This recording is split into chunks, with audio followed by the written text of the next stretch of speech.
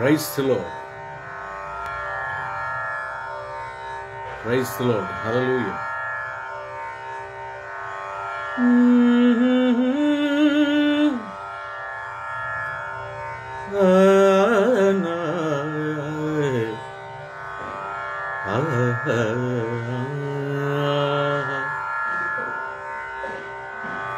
నేరం నీది కాదయ్యో,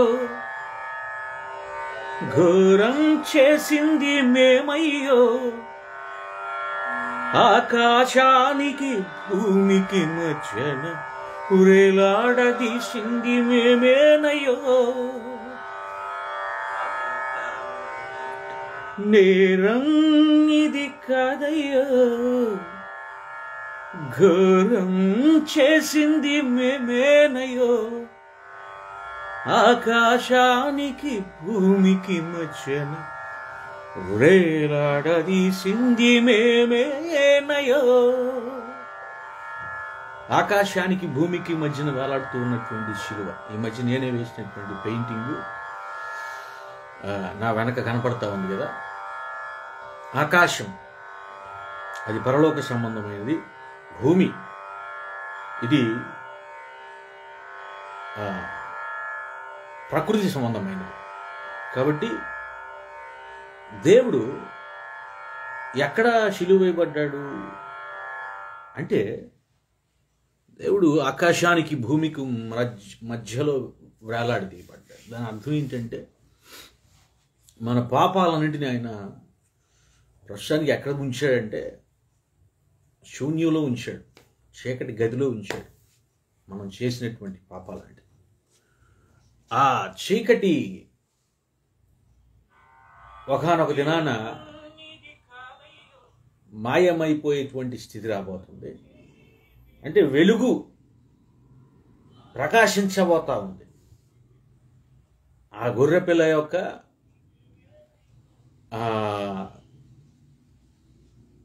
వెలుగులో, ఆ యొక్క గొర్రెపిల్ల యొక్క వెలుగులో మనము సంచరించబోతా ఉన్నాం. ఈ పాపాలన్నీ ఎక్కడున్నాయి? ఆకాశానికి భూమికి మధ్యలో ఆయన శిలువతో మేకులు వేసేసి కొట్టేశాడు. మన పాపాలన్నింటినీ ఆయన తన భుజాల మీద, తన మెడ మీద, కాడి మీద, భుజము సహాయముతో మెడ మీద ఆయన మోసుకుంటూ కల్వరి కొండ పైన ఎక్కేసి, కల్వరి కొండ అంటే ఎత్తైన కొండ మీద ఎక్కేసి, అక్కడ మన పాపాలను ఇదిగో ఈ మట్టికి మహిమకి మధ్యలో ఆయన మేకులు కొట్టేశాడు. మేకులు కొట్టేసి ఉంచేశాడు. అర్థమైందా మీకు?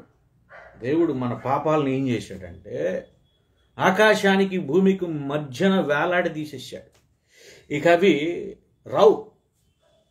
చాలామంది యేసు క్రీస్తు వారు శిలువలో వేలాడుతూ ఉన్నాడు కదా, ఆ మాత్రం దిగలైపోయాడా? మేకులు తీసుకుని ఆయన దేవుడు కదా అని కొన్ని అన్య ప్రశ్నలు వస్తూ ఉంటాయి. అక్కడ కొట్టివేయబడింది యేసు క్రీస్తు వారు కాదు, మన పాపాలు. మన పాపాలు కిందకు రాకూడదు. కిందకు రాకూడదంటే మేకులు ఊడి రాకూడదు, ఉండాలి అక్కడే. దాన్ని బలియాగం అన్నారు. యేసు క్రీస్తు వారు మన కోసము మానవుడిగా చేసినటువంటి గొప్ప త్యాగం, ఆయనలో ఉన్నటువంటి ప్రేమ, ఆయనలో ఉన్నటువంటి క్షమాపణ, త్యాగం, ఈ మూడు క్రైస్తవ్యానికి చాలా ముఖ్యమైనటువంటి విషయాలు.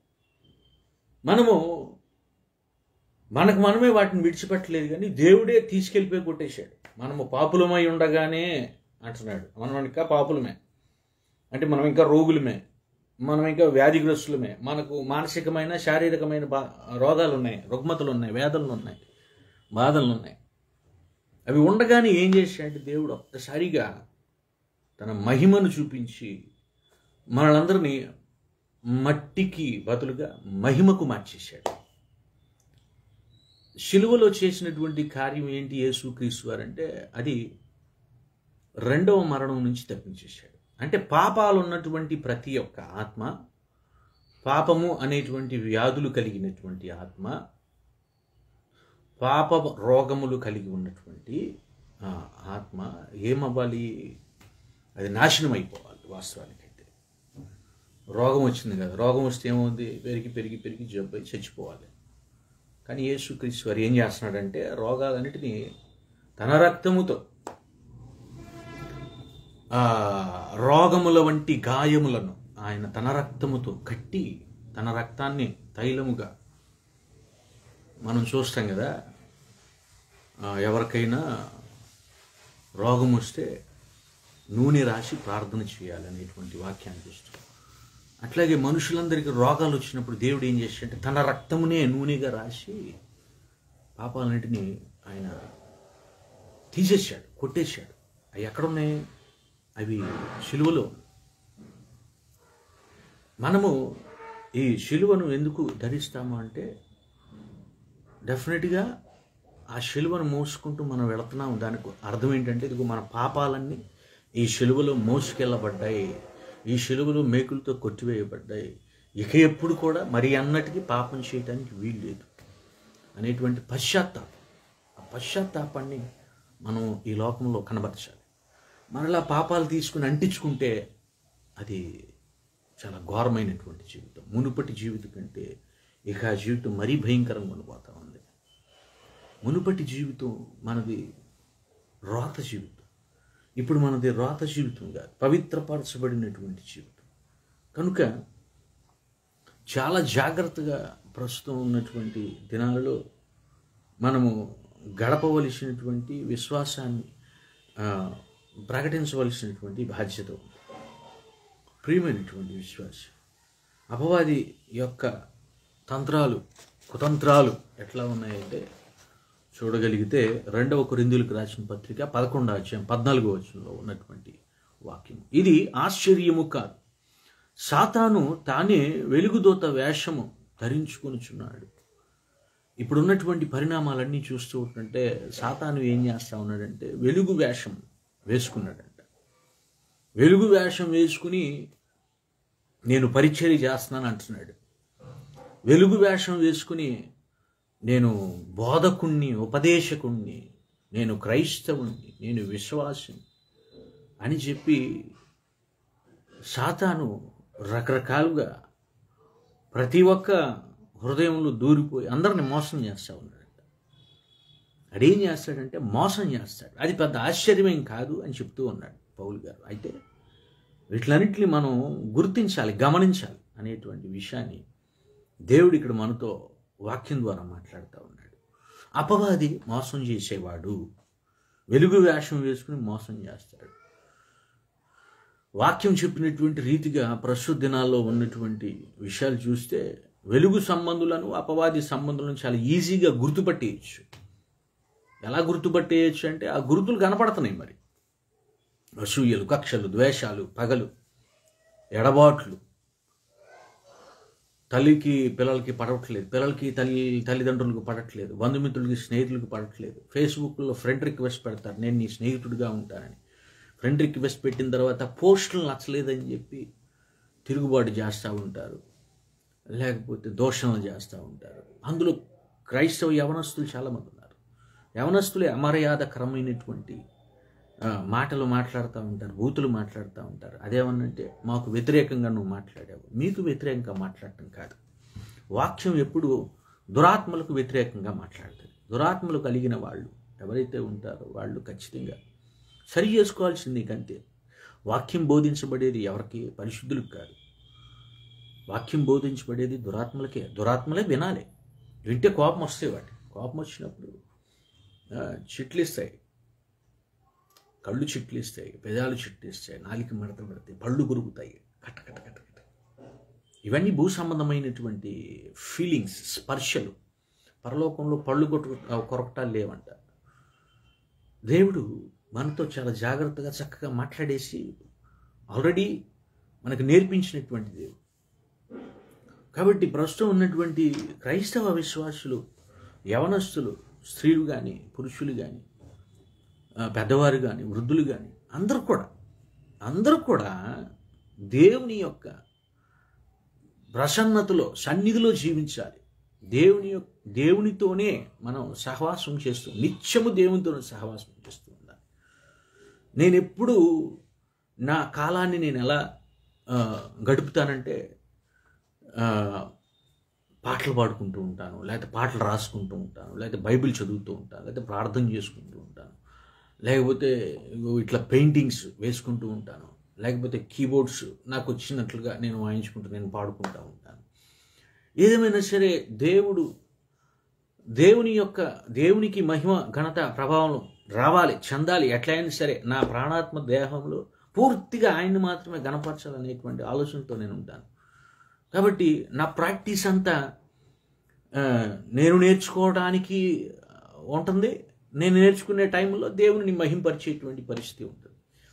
చాలామంది కరోనా సమయంలో కూడా బోర్ కొట్టేస్తుంది అంటున్నారు. చాలా తప్పు. అది బోర్ కొట్టడం కాదు. అది ఖాళీ సమయం దొరికిందంటే దాని అర్థం ఏంటంటే దేవునితో గడపటానికి వచ్చినటువంటి అవకాశం.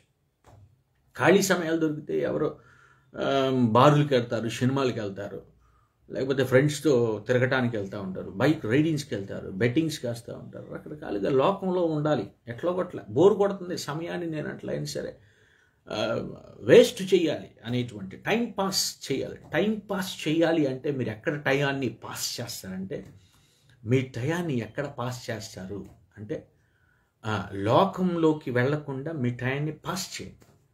లోకంలోకి వెళ్లకుండా మీరు ఏం చేస్తారంటే దేవుని సన్నిధిలో గడపాలని టైంని వెచ్చించండి. టైంని దేవుని కోసం మనం ఎంత వెచ్చిస్తే అంత మంచిది. ఇప్పుడు దాకా దేవుని మర్చిపోయినటువంటి ప్రజలకు దేవుడిచ్చినటువంటి సమాధానం ఈ ఖాళీ, ఈ కరోనా తెగులని, లేకపోతే వర్షాలని, లేకపోతే ఇంకా ఇక రకరకాలుగా దేవుడు ఏం చేస్తా ఉన్నాడంటే మీరు దేవుని గుర్తు చేసుకోవాలి, దేవునితో గడపాలి. ఇటువంటి ఉద్దేశాన్ని దేవుడు ప్రజలందరికీ చెప్తూ ఉన్నాడు. ఖాళీ సమయం అంటే దేవునితో గడిపేటువంటి సమయం. దేవునితో గడిపేటువంటి సమయాన్ని దేవునికి హెచ్చించుకోకుండా లోకం వైపు చూశారంటే అపవాది మిమ్మల్ని అనేక విధాలుగా మోసం చేస్తూ ఉంటాడు. అనేక విధములైనటువంటి మోసాలు. ఎట్లాంటి మోసాలు చేయడానికి అపవాదికి ఉన్నటువంటి అనేక తంత్రములు ఉన్నాయి. అపవాది మొదటగా ఎలా మోసం చేశాడు ఆదాము హవ్వలను చూస్తే 3వ అధ్యాయం 13వ వచనం, ఆదికాండం 3వ అధ్యాయం 13వ వచనం చూడగలిగితే అవ్వ చెప్తూ ఉన్నటువంటి సమాధానం, సర్పము మోసపుచ్చినందున తింటిన నేను. దేవుడు చేయొద్దన్నటువంటి పనిని అవ్వ చేసేస్తుంది. ఎట్లా చేసావు నువ్వేంటి పరిస్థితి అంటే సర్పం మోసం చేసింది. ఎట్లా మోసం చేసింది? అక్కడ మోసం చేసింది సర్పము కాదు, సర్పము ఆకారములో సర్పములోకి ప్రవేశించినటువంటి అపవాది మోసం చేశాడు. అంటే ఈ అపవాది ఎటువంటి వేషాలు వేసుకుంటూ ఉన్నాడు? సర్పము లాంటి వేషం వేసుకున్నాడు. వచ్చి అపవాదిని ఈ లోకంలో పడేసేసాడు. ఈ లోకం అనేటువంటి అజ్ఞానములో సముద్రంలో ముంచేశాడు. నువ్వెందుకు బురదలో మునగాల్సి వచ్చింది అని దేవుడు అడిగినప్పుడు, ఇదిగో నన్ను సర్పము అని చెప్తూ ఉన్నది. కానీ అవ్వకు కూడా పాపం తెలియదు, సర్పమే అనుకుంటుంది అవ్వ కూడా. ఇక్కడ విషయం ఏంటి? ఆ సర్పంలో అపవాది ఉన్నాడు, వాడు ఆజ్ఞాతిక్రమం చేయించాడు. ఇంకా ఎలా చేస్తూ ఉంటాడు అపవాది గురించినటువంటి అనౌన్స్మెంట్ ఆల్రెడీ ఉంది. పరలోకం నుంచి వచ్చేసినటువంటి అనౌన్స్మెంట్ ఎట్లా ఉంది? భూ నివాసులందరూ జాగ్రత్తగా ఉండాలి, మోసగించిపోయాడు, పడద్రోయబడ్డాడు, వాడితో జాగ్రత్త అని ఆల్రెడీ యోహాను గారు మనకు తెలియజేశాడు తన దర్శనం ద్వారా. తెలుసుకున్నటువంటి ప్రజలందరూ ఏ స్థితిలో ఉండాలంటే అలర్ట్గా ఉండాలి. దినములు చెడ్డవిగా ఉన్నాయి, అజ్ఞానుల వలే కాక జ్ఞానులుగా ఉండాలని వాక్యం చెప్తా ఉంది. వాక్యానుసారంగా మనము దేవునికి ప్రాధాన్యత ఇస్తూ తిరుగుతూ ఉండాలి. అపవాది తన గుర్తులను అక్కడక్కడ పెట్టేస్తున్నాడు. ఏమనుంది? ఇప్పుడు దుర్బోధ ఒకటి మొదలైంది సంఘాల్లో. ఆత్మను రక్షించేటువంటి ప్రయత్నంలో శిలువను బొట్టుగా ధరించాలి అనేటువంటి. ఆత్మలను రక్షించటానికి మనం మోసం చేయాల్సిన అవసరం ఉంది. శిలువ బొట్టు అనేది, అసలు బొట్టు అనేది మన సాంప్రదాయం కాదు. కానప్పుడు వేరే వాళ్ళ సాంప్రదాయాన్ని నువ్వు తెచ్చుకుని వాళ్ళని నీ మతంలో కలుపుకోవడానికి చేసేటువంటి ప్రయత్నం అవసరమా? నీ మతంలో కలుపుకోవడానికి, లేకపోతే నీ రాజకీయ లబ్ధి కోసము, నీ యొక్క జనబలాన్ని సంపాదించుకోవడము, నువ్వు సెలబ్రిటీ అవ్వటం కోసము మోసం చేసి ఆత్మలను రక్షించగలవా? ఒకవేళ మోసం వలన సంపాదించుకున్నటువంటి ఆత్మలు కానీ ఆస్తులు కానీ నీ దగ్గర ఉంటాయా? అవి శాశ్వతం కాదు. మోసం చేసి సంపాదించింది ఏది శాశ్వతం కాదు. దేవుడు మనకి ఏమని చెప్తూ ఉన్నాడంటే, మీరు నీతికి సాధనాలుగా ఉండండి, దుర్నీతికి సాధనాలుగా ఉండటానికి వీల్లేదు. మనం ఆత్మలు రక్షించాలంటే మోసం చేయవలసిన అవసరం ఏముంది? వాళ్ళలాగా బొట్టు పెట్టుకుని సిలువ వేసుకునే అవసరం ఏముంది? అసలు అవసరం ఏముందండి? ఈ నుదుట అనేది ఏంటిది? ఇది జీవ కిరీటానికి పెట్టడానికి దేవుడు ఏర్పాటు చేశాడు. ఇది ఇక్కడ అభిషేక తైలం పోయబడుతుంది. అక్కడ నుంచి గడ్డము నుంచి అంచుల వరకు కారుతూ ఉంటుంది ఆ అభిషేక తైలం.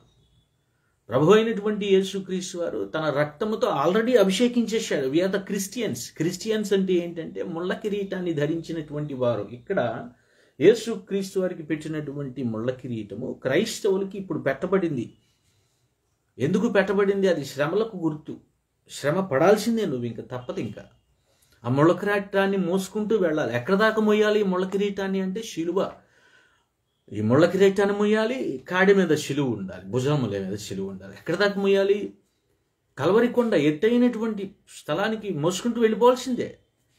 వెళ్ళిపోతూ అక్కడ ఏమవుతుందంటే, అక్కడ నీ శ్రమలన్నీ క్షమించబడతాయి. నీ శ్రమలన్నిటికి కానీ ప్రతిఫలం అక్కడ దొరుకుతుంది. ఏంటి ఆ ప్రతిఫలము? అక్కడ జీవ కిరీటం ఇవ్వబడుతుంది. అంటే పరలోకంలో. మనం ఈ లోకంలో కిరీటం పెట్టుకుని మోసుకుంటూ పరలోక యాత్ర అండి ఇది. మనం యాత్రికులం, పరిచారకులం. మనము యాత్రికులం, అంతేగాని మనం శాశ్వతంగా ఇక్కడ ఉండిపోవడానికి రాలేదు. ఇది యాత్రాకాలం.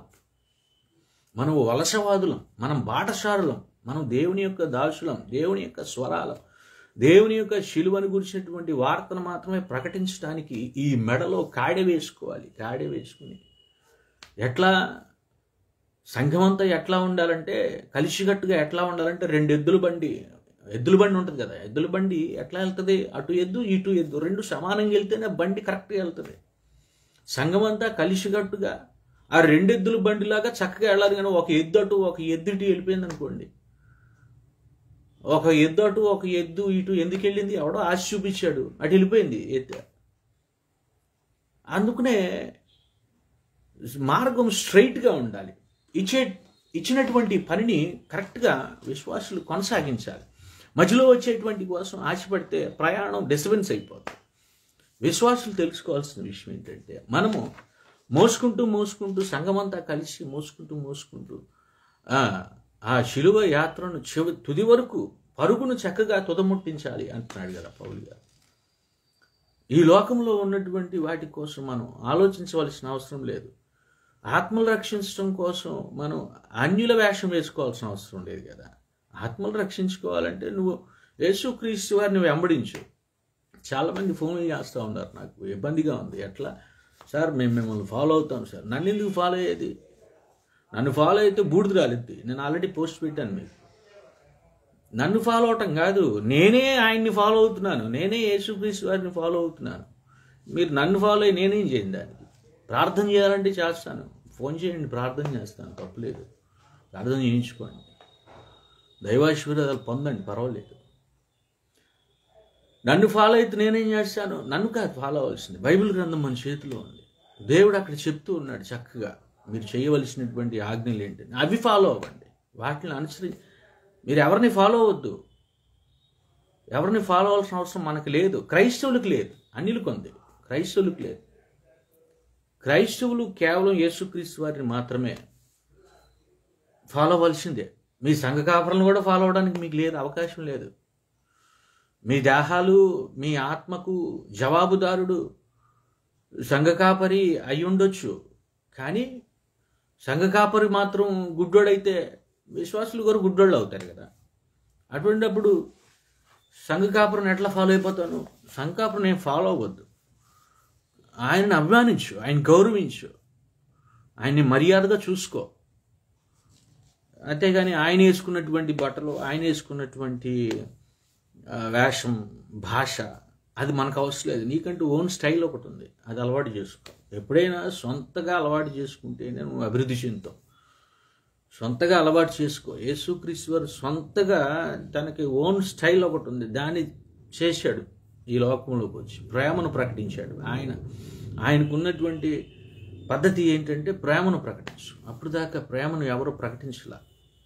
ఎందుకు ప్రకటించలేదంటే వెలుగు దూత వాడు ఏం చేశాడంటే వెలుగు వేషం వేసేసుకున్నాడు. సాతాను వచ్చేసి ప్రజలందరినీ మోసం చేస్తూ ఉన్నాడు. కనుకనే ఎవరికి ప్రేమ గురించి తెలియలేదు. యేసుక్రీస్తు వారు అపవాదిని ఎదిరించేసి ప్రేమ గురించి చక్కగా ఆయన ఈ లోకంలో తన జీవితం మొత్తాన్ని పణముగా పెట్టి త్యాగం చేసి ఆయన ఈ లోకంలో మనలను పవిత్రపరిచాడు. ఎట్లా పవిత్రపరిచాడు? ఆయన చివరి రక్తపు బొట్టు తుది శ్వాస వరకు. మనకి ద్వితీయోపదేశ కాండములో చూడగలిగితే పైడిగంటి అనేటువంటి ఒక పక్షి కనపడతా ఉంటుంది. పైడిగంటి, పెలికాన్ అంటారు, పక్షి పేరు పెలికాన్.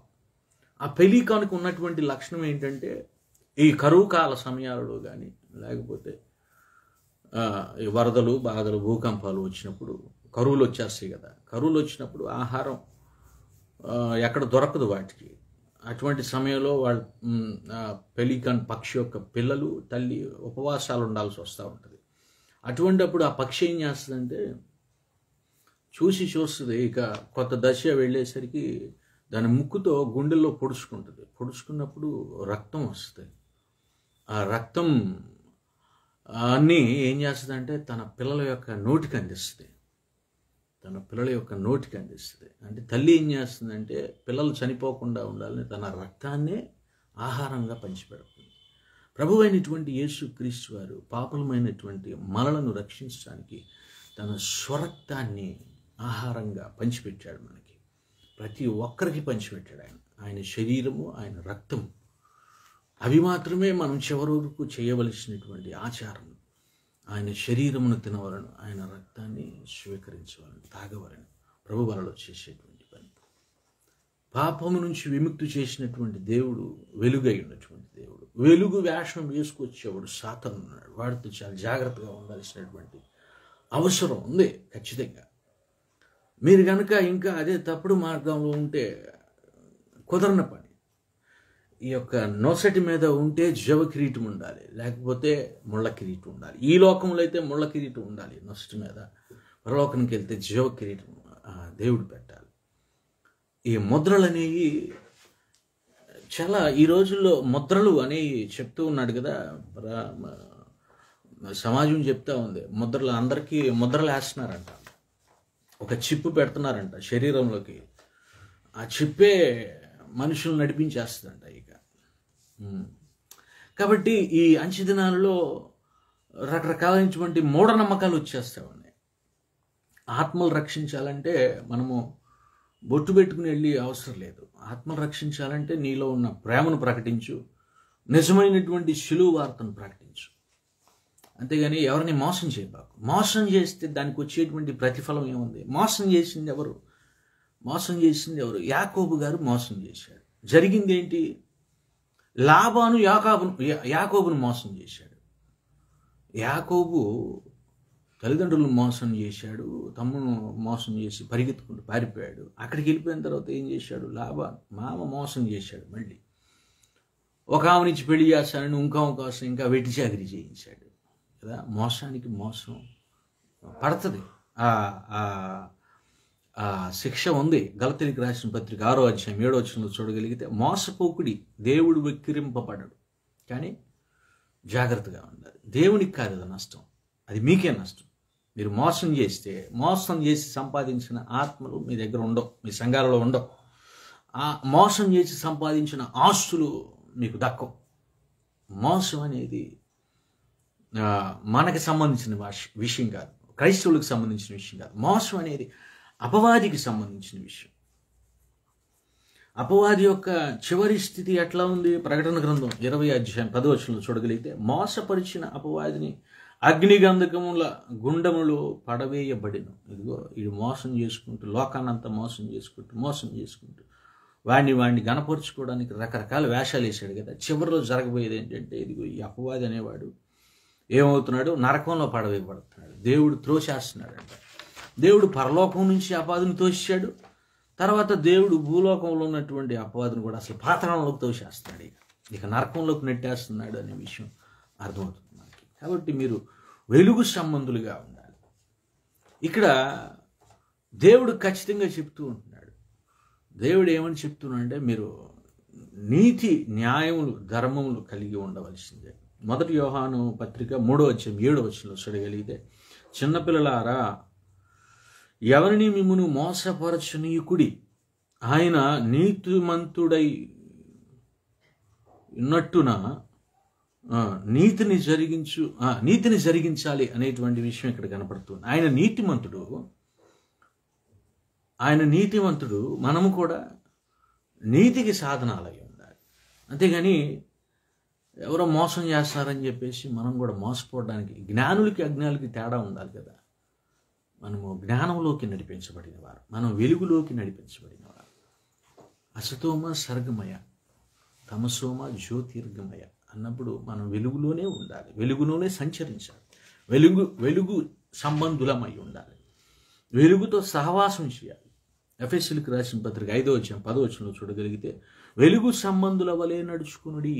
వెలుగు సంబంధుల వలె, చీకటి సంబంధుల వలె నడుచుకోవడానికి వీల్లేదు. వెలుగు సంబంధులు ఏం చేస్తారు? వెలుగు కోసం పరిగెడతా ఉంటారు. వెలుగు సంబంధులు, చీకటి సంబంధులు చీకటి విషయాల కోసం పరిగెడతా ఉంటారు. మనం లోకం కోసం పరుగులు తీయాల్సిన అవసరం లేదు. మనకంటూ కొన్ని పద్ధతులు ఉన్నాయి. ఇప్పుడు తోమా గారు భారతదేశానికి వచ్చారండి. ఆయన ఏం చెప్పలేదు కదా. తోమా గారు భారతదేశానికి వచ్చి మీరు సిలువ బొట్టు ధరించుకుని సువార్త ప్రకటించిన ఆయన ఏం చెప్పలేదు. ఆయన ఎవరో స్వయంగా యేసుక్రీస్తు వారి యొక్క శిష్యుడే సిలువను మెడలో వేసుకుని చక్కగా సువార్త ప్రకటించారు ఈ భారతదేశంలో. అది నచ్చక చాలామంది ఆయన పొడిచి చంపేశారు. ఒకవేళ అది కరెక్ట్ అయి ఉంటే ఆయనే మనకు చెప్పేవాడు కదా, ఇట్లా వెళ్ళండి, ఇలా సువార్త ప్రకటించండి, హిందువులను సంపాదించుకోవడానికి బొట్టు పెట్టుకోండి, ముస్లింలు సంపాదించుకోవడానికి క్యాప్ పెట్టుకోండి, ఇంకా చైనీస్ సంపాదించుకుంటే వాళ్ళకి కావాల్సినటువంటి వాళ్ళ వేషం వేసుకుంటారండి. ఇట్లా రకరకాల వేషాలు వేసుకుంటా పోయి ఎట్లా పోగు చేసుకురండి అని దేవుడేం చెప్పలేదు. ఆయన శిష్యులు కూడా చెప్పలేదు. సొలొమోను ఏం చేశాడు?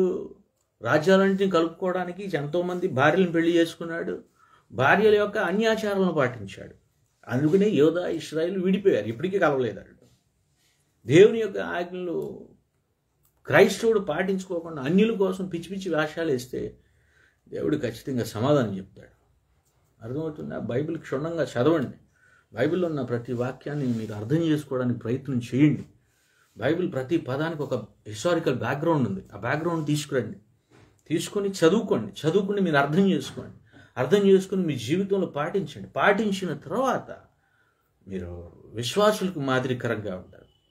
పౌలు గారు చెప్తూ ఉన్నాడు. ఎవరు చెప్తూ ఉన్నాడు? విశ్వాసులకు మాదిరికరంగా ఉండాలి తిమోతి అంటున్నాడు. విశ్వాసులు అంటే ఎవరు? ఆయన చెప్పినటువంటి విశ్వాసులు. ఇప్పుడు భారతదేశం ఉంది, ఇది బహుళ మతాలకు సంబంధించినటువంటి దేశం. రకరకాల రిలీజియన్స్ ఉన్నాయి, వాళ్ళందరూ ప్రాక్టీస్ చేస్తూ ఉన్నారు. వాళ్ళకందరికంటే నీ దేవుడు గొప్పవాడు అంటున్నావు కదా, నీ దేవుడు పరిశుద్ధుడు అంటున్నావు కదా, నీ దేవుడు శిలువలో నీ కోసం మరణించాడు అంటున్నావు కదా, నీ దేవుడు సర్వమానవాళి పాపాలను రక్షించేశాడు, కొట్టేశాడు. ఇక ఎవరైతే నమ్మి బాప్తిస్వం పొందుతారో వాళ్ళకి ఏ శిక్ష లేదని చెప్తున్నావు కదా, సువార్త ప్రకటిస్తున్నావు కదా. మరి దానికి తగినటువంటి ప్రవర్తన నీలో ఉండాలి, దానికి తగినటువంటి జీవితాన్ని కొనసాగించాలి. జాగ్రత్త నీ ప్రవర్తన. ఈ విశ్వాసులందరికీ నీ విశ్వాసం గొప్పదని వాళ్ళకి తెలియాలి. అది పౌలు గారు అక్కడ తిమోతి గారికి చెప్పింది. సంఘాలకు కూడా దేవుడు ఏం తెలియజేస్తా ఉన్నాడంటే, సంఘ కాపరులు మీ పిల్లల్ని, విశ్వాసుల్ని పెంచేటప్పుడు పాలు తేనెలతో పెంచండి. మీరు విషం పెట్టి పెంచితే వాళ్ళు కూడా విషమే తాగుతారు. మీరు తొడగొడితే వాళ్ళు తొడగొడతారు, మీసాలు తిప్పితే వాళ్ళు మీసాలు తిప్పుతారు, మీరు బూతులు వాడితే వాళ్ళు కూడా బూతులు మాట్లాడతారు. మీరు ఏం తింటే వాళ్ళు అది తింటారు, మీరు పెంట తింటే వాళ్ళు కూడా పెంటే తింటారు. కాబట్టి కాపరులు జాగ్రత్తగా ఉండాలి.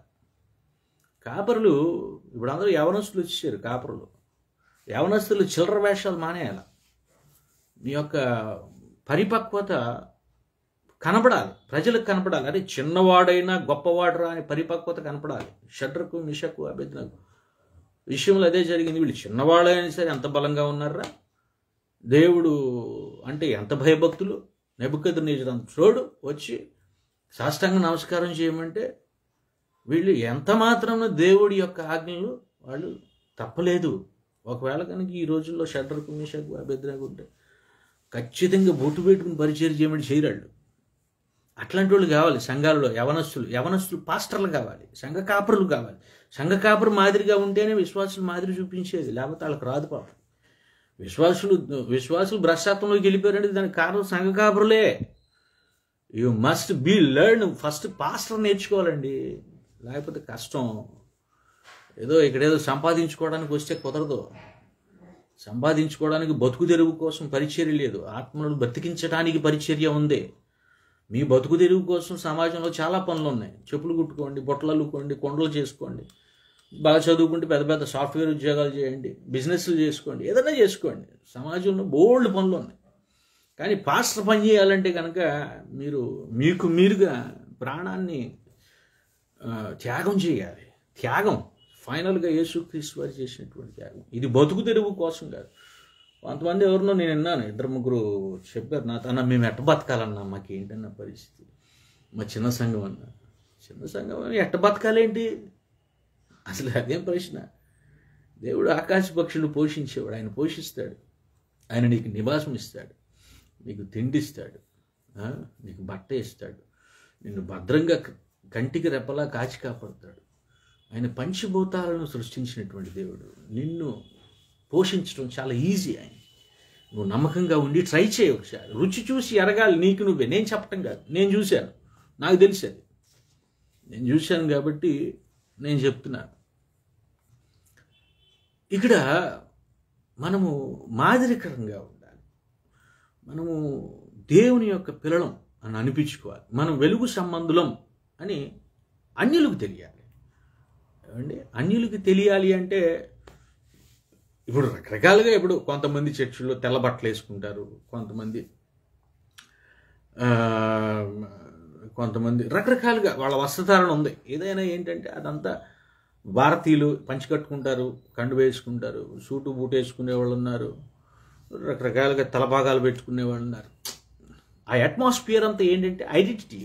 ఎవరు ఇతను అనడానికి ఐడెంటిటీ. అది ఐడెంటిటీ వల్ల అలంకారాలు ఏం చేస్తాయంటే ఐడెంటిటీని చెప్తాయి, గుర్తింపుని చెప్తాయి, నువ్వు ఎవరు అనే విషయం చెప్తాయి. ఇక్కడ నువ్వు ఎవరు అనే విషయము దేవునికి తెలియాలి. బట్టల వలన, లేకపోతే రకరకాల టాటూస్ వలన.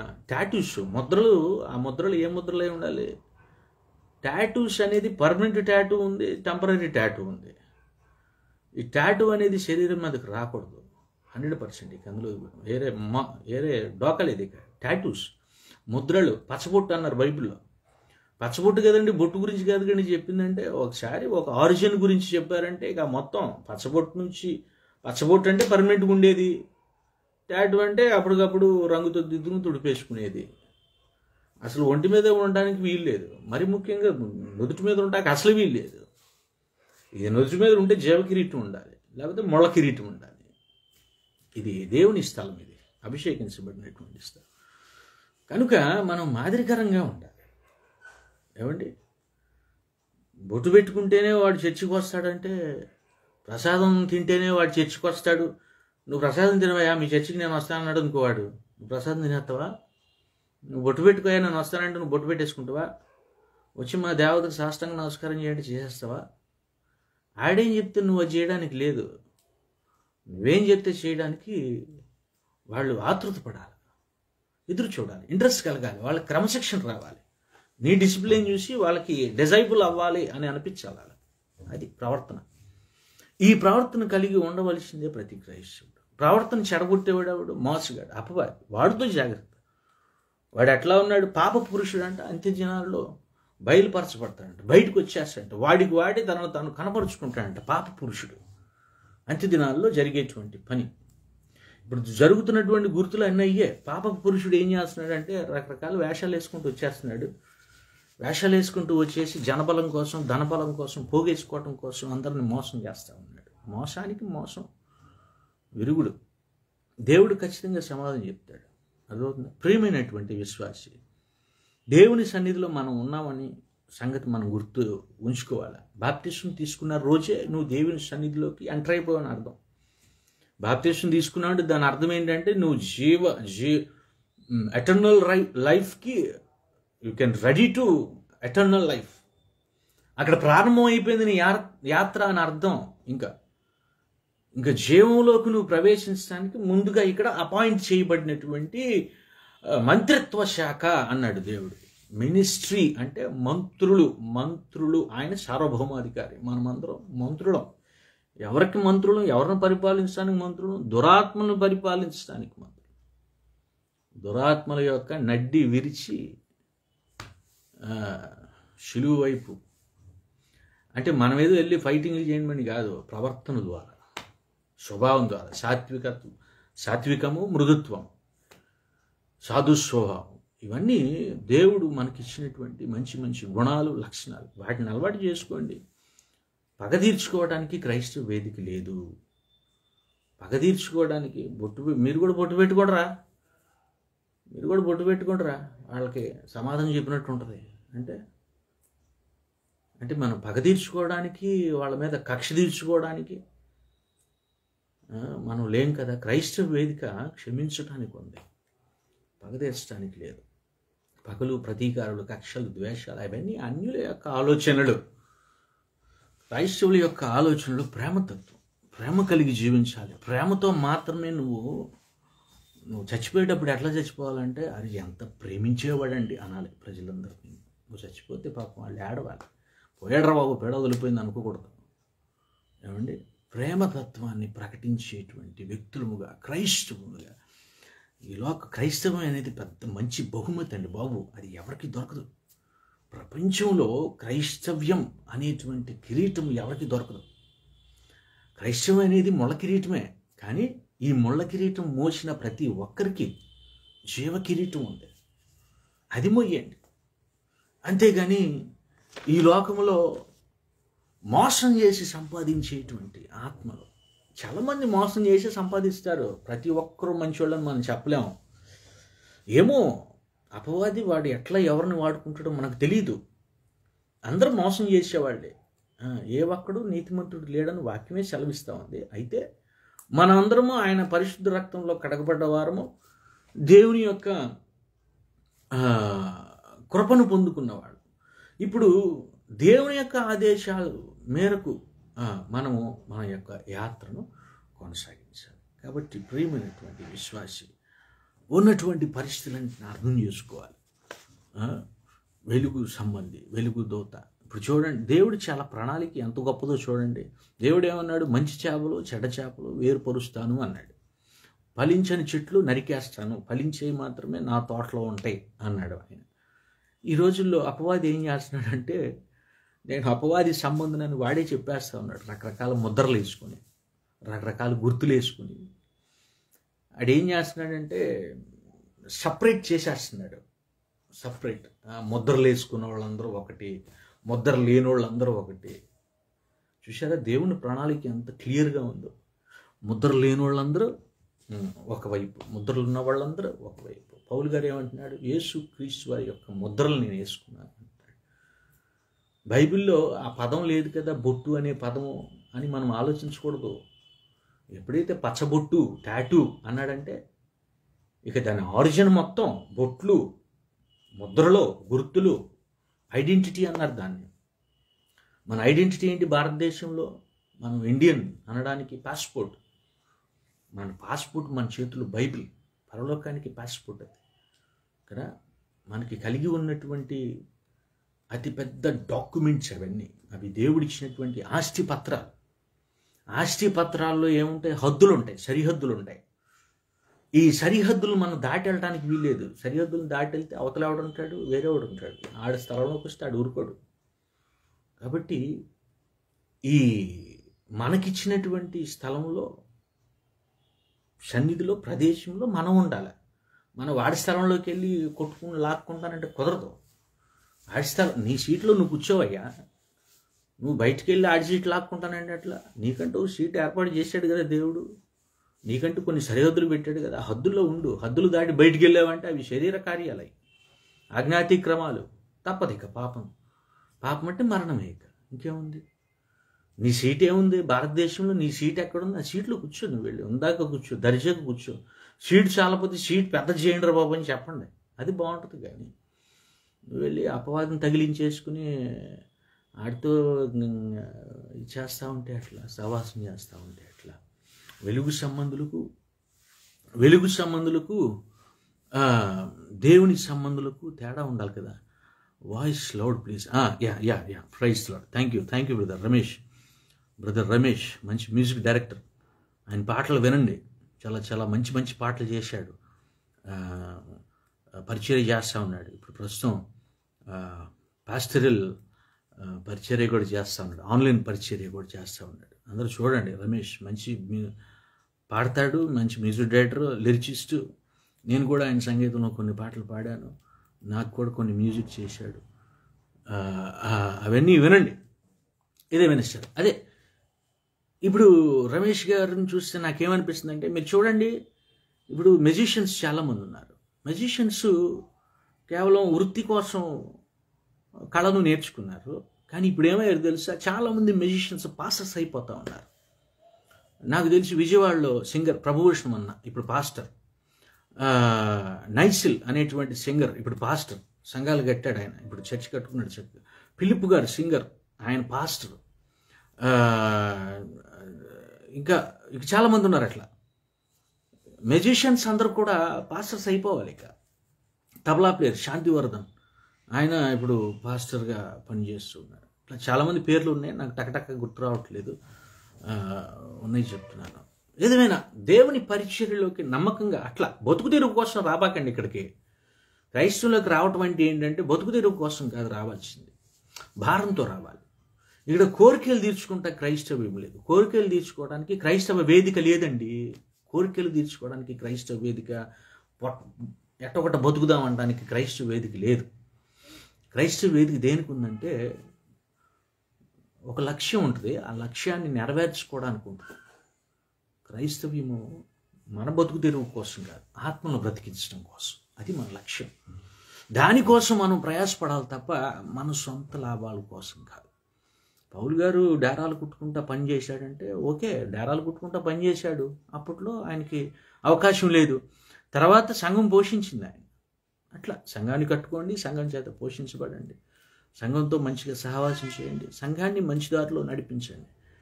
మూఢాచారాలు తీసుకొచ్చేసి క్రైస్తవంలో పెట్టేసి, ఇదిగో ఇది కూడా మన ఆచారమే, అది చేసేయండి, ఏముంది, పెద్ద విషయం కాదు. పెద్ద పెద్ద పాస్టర్లు చెప్పడం నాకు ఆశ్చర్యం వేసింది. ఆ విషయం పెద్ద పెద్ద పాస్టర్లు ఖండించాలి. పెద్ద పెద్ద పాస్టర్లు ఎట్లా చెప్తారు అసలు? ఏమని చెప్తారు? బొట్టు పెట్టుకోకూడదంటే ఈ నుదుట అనేది ఇది జీవ కిరీటం కోసం ఉంచబడినటువంటిది, నొసట అన్నాడు. ఇక్కడ మోషే గారిని అభిషేకించాడు నొసట మీద, దావీదు గారిని అభిషేకించాడు నొసట మీద. ఏమండి, అపోస్తులందరూ నొసట మీద అభిషేక తైలాన్ని పోసుకున్నారు. చూడండి, ఆర్డిన్ అభిషేకించటం అనేది ఒకటి ఉంటుంది పాస్టర్స్కి. దాని యొక్క కార్యక్రమాన్ని చూడండి, అక్కడ చర్చిలో అర్థమవుతుంది. ఇక్కడ ఉంటే ముళ్ళ కిరీటం ఉండాలి, ఇక్కడ ఉంటే జీవ కిరీటం ఉండాలి, ఇక్కడ ఏం ఉండటానికి వీలేదు. అసలు మీకు పరిచర్య చేయడం అంటే ఏంటో రావట్లేదు. రాకపోతే ఇంకెవడేం చేస్తాడు? దేశీయకరణ అని వాడు మొదలుపెట్టాడు, రాబర్ట్ డి నోబిలి అని చెప్పి దేశీయకరణ అని మొదలుపెట్టాడు. అక్కడది ఈ పెంటంతా అసలు అక్కడి నుంచి వచ్చింది. అప్పట్లో ఉద్దేశం బాగానే ఉంది, ఎందుకంటే అప్పట్లో మత స్వేచ్ఛ లేదు కాబట్టి ఒకవేళ అట్లా చేసి ఉంటాడేమో. కానీ ప్రస్తుతం ఉన్నటువంటి స్థితిలో ఆయన ఏం చేశాడంటే, రాబర్ట్ డి నోబిలి అనేటువంటి ఆయన ఫారినర్, జర్మన్ స్కాలర్. ఆయన భారతదేశానికి వచ్చి సువార్తను ప్రకటించడానికి వచ్చాడు. గుండు కొట్టించుకున్నాడు, పిలక పెట్టుకున్నాడు, జంజం వేసాడు, తోలు చెప్పులు వేసుకున్నాడు, చెప్పులు తీసేశాడు, ఊరవతలకి వెళ్ళిపోయాడు.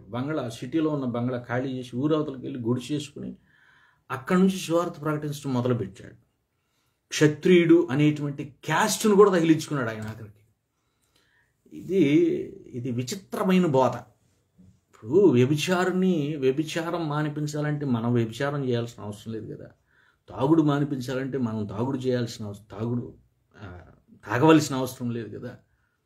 సింపుల్గా ఆలోచించండి చాలు. అట్లాగే మనం ఆత్మలు రక్షించాలనుకుంటే బొట్టు పెట్టుకోవాల్సిన అవసరం ఏముంది? నీ ప్రేమ, నీ క్షమాపణ, నీ దేవుడిచ్చినటువంటి మంచి మంచి అమూల్యమైనటువంటి బహుమతులు ఉన్నాయి కదా. స్వభావము, ఆత్మఫలాలు అన్నారు వాటిని. ఆత్మఫలాలను కలిగి నీవు వాటిని ప్రమోట్ చేయి. You can focus that. అక్కడ వాటి నుంచి నువ్వు ఈ పంచేంద్రియాలంటే సెన్స్ అంటారు వీటిని. పంచేంద్రియాలను నువ్వు ఉపయోగించాలి. సెన్స్ ఉపయోగించాలి.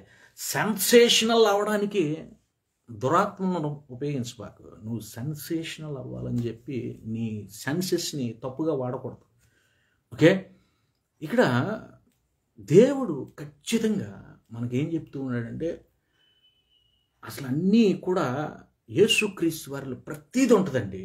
ప్రతీది ఆయనలో ప్రేమ ఉంటుంది, ఆయనలో కోపం ఉంటుంది, ఆయనలో అధికారం ఉంటుంది, ఆయనలో తగ్గింపు ఉంటుంది.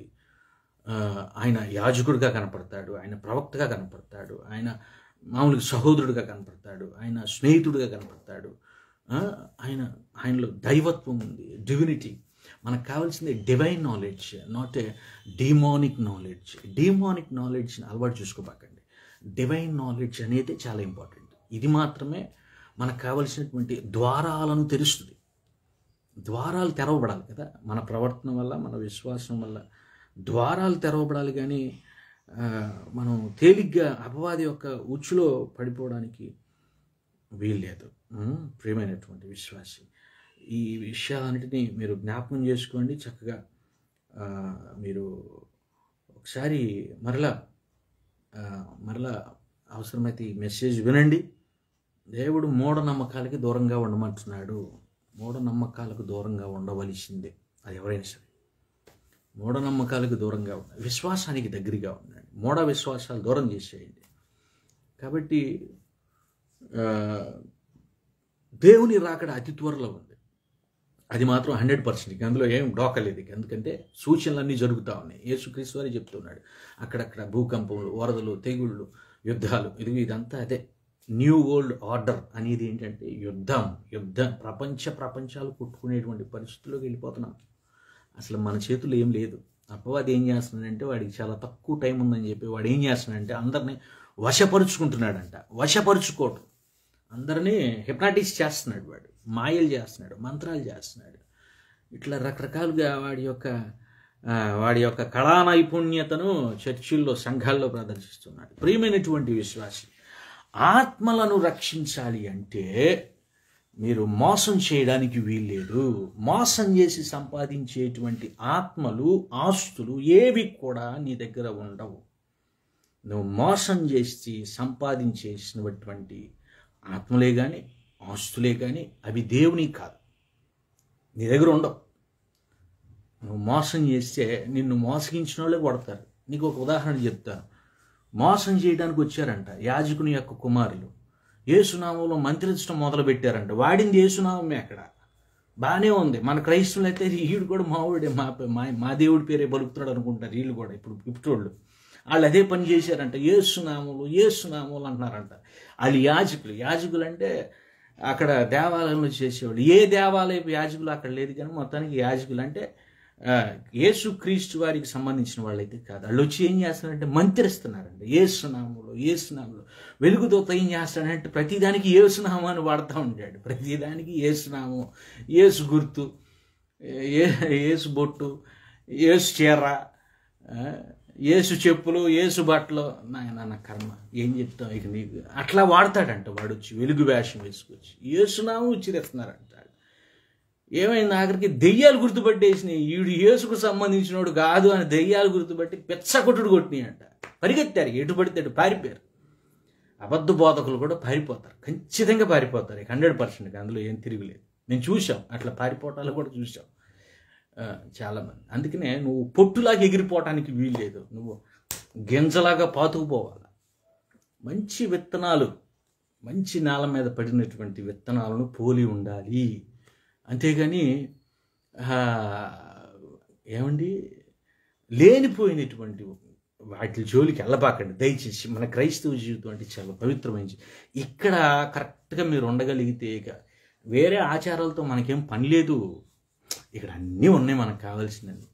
కాకపోతే బైబిల్లో ఉన్నది ఒక్కోటి అలవాటు చేసుకుంటూ ఉండి, ఒక్కోటి చక్కగా అలవాటు చేసుకుంటూ ఉండి మీరు ఆధ్యాత్మిక జీవితాన్ని కట్టుకోండి.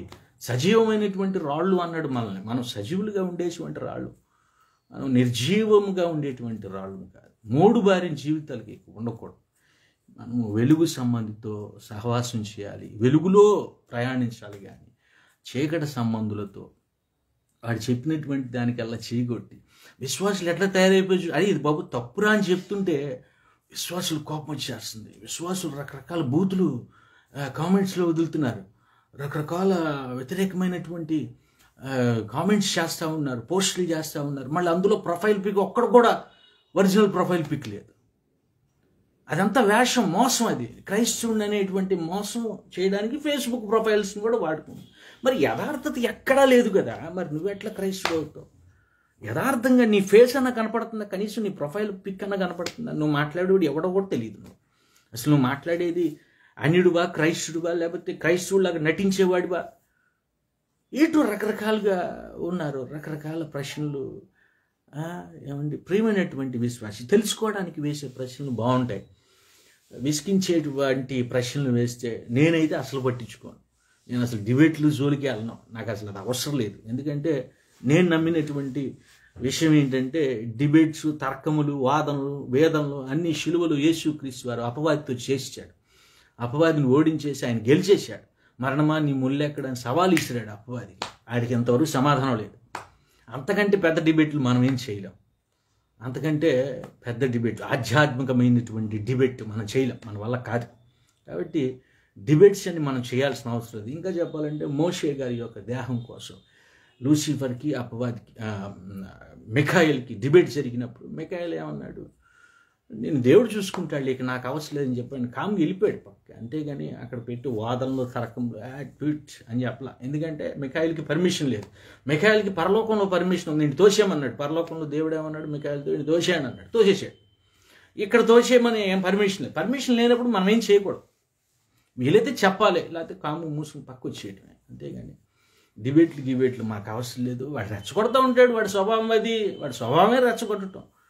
వాడు రెచ్చగొట్టే స్వభావం ఉన్నప్పుడు మనం ఎందుకు రెచ్చిపోవటం? మనం పుచ్చిపోతాం రెచ్చిపోతాయి. కాబట్టి కూల్గా చక్కగా దేవుని యొక్క భయభక్తులు ఏమంటున్నాడు, చిన్నపిల్లలారా ఎవరు నిన్ను మోసం చేయకుండా చూసుకోండి, జాగ్రత్తగా. ప్రియమైనటువంటి విశ్వాసి, ఈ రాత్రి కాలంలో దైవ దీవెనలు మనకి రావాలి. చక్కగా ప్రార్థన చేసుకోండి, బైబిల్ చదువుకోండి, చక్కగా పడుకోండి. ఈ సాయంకాలాన్ని చక్కగా ముగించండి. మళ్ళీ ఉదయాన్నే మనం చూడాలి. కాబట్టి కరోనా ఉంది, జాగ్రత్త. మాస్క్ పెట్టుకోండి, శానిటైజర్ వాడండి, భౌతిక దూరాన్ని పాటించండి. సూర్య నమస్కారాలు చేయమని చెప్తా ఉన్నారు ఈ మధ్యలో. మరి సూర్య నమస్కారాలు చేస్తే, సూర్య నమస్కారాలు అవసరం లేదు కానీ ఎండలో కూర్చోండి, డి విటమిన్ వస్తుంది. ఇక సూర్యుడికి నమస్కారం చేయాలా, పురుల దండాలు పెట్టాలా, అది అన్నిలు చూసుకుంటారు, మనకు అవసరం లేని పని. దేవుడు మన దగ్గర దీవించింది. ఆమె. మీ అందరికీ వందనాలు.